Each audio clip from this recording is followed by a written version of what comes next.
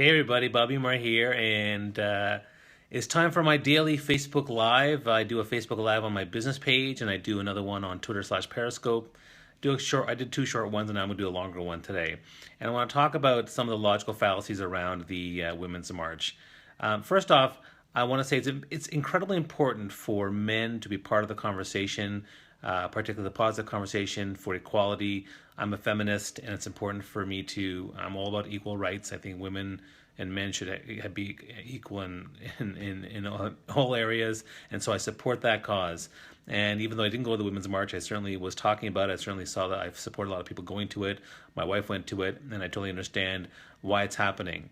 What was really confounding were the people that didn't understand what was happening, and they would comment on Twitter. I started taking on a few of the people out there who were commenting about it in terms of why are women marching? What are they doing? They're not focused, and blah blah blah. And they say all these things, and while the argument that there was some issues of not completely inclusive and some issues about focus and also what's next, those are more logical arguments. But most people were using really silly arguments or silly ways to attack it.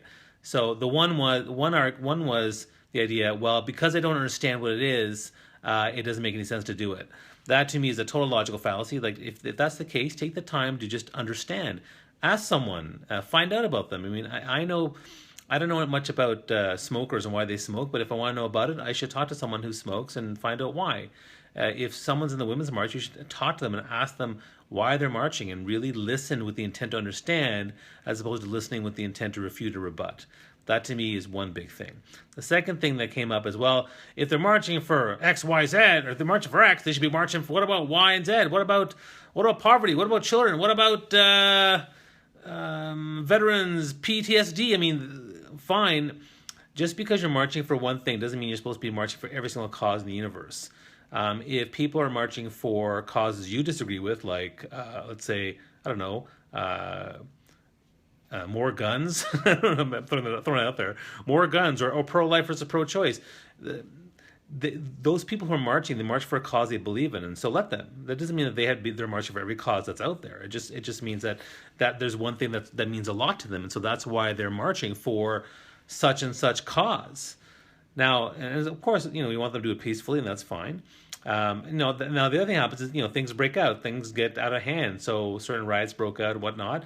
Now, in that case, again, just because it happens for a small group of people doesn't mean that represents the entire whole. So that's another, logical fallacy where you take a specific incident and you generalize for the entire whole. Well, because 200 people broke out into a fight out of the 100,000, therefore we shouldn't do this anymore, or it means that they're all bad. But again, that doesn't make any sense. Because again, if you apply that logic to anything, then you're going to dismiss all the different people who want to march for whatever cause they believe in, and so and that doesn't really help either. And another point that someone brought up really nicely was that even though it's not helping all the causes around the world, because you're saying, well, what about women's issues in this country and that country? One of the things that was brought out, which is really interesting, is that, well, if we address the issue of women women equality in the U.S., if we address the issue of poverty and education in the U.S. and things like that, then the more we do that, and the better the U.S. becomes, the more it'll be a better example for other people around the world. So that's the reason why I think it's important for them to better their politics, better their healthcare, better their education, better their whatnot. The same thing in Canada, same thing in other countries. If you want to be an example for the world, you want to be able to fix those things. So addressing that is another reason why it's important to have such marches like the Women's March. I find a lot of people are just listening to showcase their own beliefs or just to critique and comment without actually really taking some due care and some empathy to really understand why it's such a big deal in terms of what people are doing and why they feel the need to march. And that's also a critique of the left side. When people were marching against Obama way back in the day, just like they're marching against Trump, no one took the time to really understand them. And so you might end up with a flip-flop. I mean, no one understood the Trump voters, and so then they rose up and they voted in.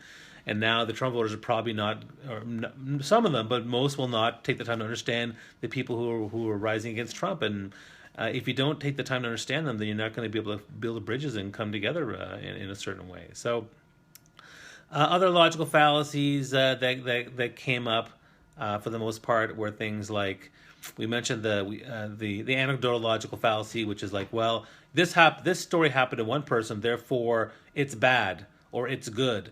That doesn't prove anything. It just means it's a story, and there's always going to be a story on either side, and that becomes a bit of an issue. So it's important again. And when people throw this stuff to you on Facebook or on Twitter or wherever it is, I point out very gently. I say, listen, that I just say point out that's a logical fallacy because of such and such, and it's important for you to keep that in mind. Let's try to keep the discussion open and honest and balanced.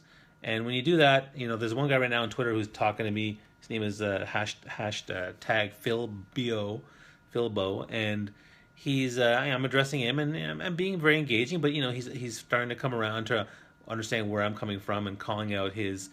I called him on a logical fallacy, and he laughed at me. The LMAO, which by its very nature is also very it's a demeaning way to talk to somebody when you laugh your ass off at somebody or something to say. Just disagree. Talk to them.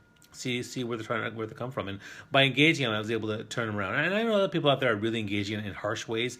I'm not sure how helpful that is. Then the last thing I'll talk about is the fact that a lot of people are applauding this Nazi guy who got punched in the face, and as much as people are enjoying and cheering that, I don't agree with that. I think that there's certain things, violence against another human. I understand why it appeals to people, but it doesn't solve anything, and it makes us look bad.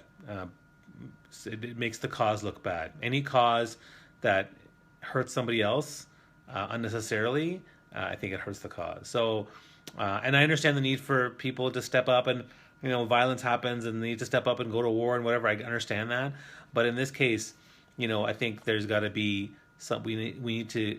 The people that are fighting for any cause have to be the better people, and you have to be better behaving, and even call out people on your own side who are behaving in a bad way. So, this is just some of the thoughts I want to share to you about the Women's March, as well as what's been going on with.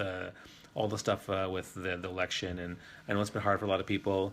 It's hard for me too, but I also want to make sure that I'm engaging in the best way I can and try to make a difference, because we all have a voice, and other people need to have their voices heard and supported. And when it comes to the Women's March, yes, take the time to understand, talk to women who are there, take the time to really understand, and not try to diminish it or put it down when you don't really understand what it's all about. So hope you found this helpful. If you have any questions, comment below. Let me know. I'm happy to share my thoughts.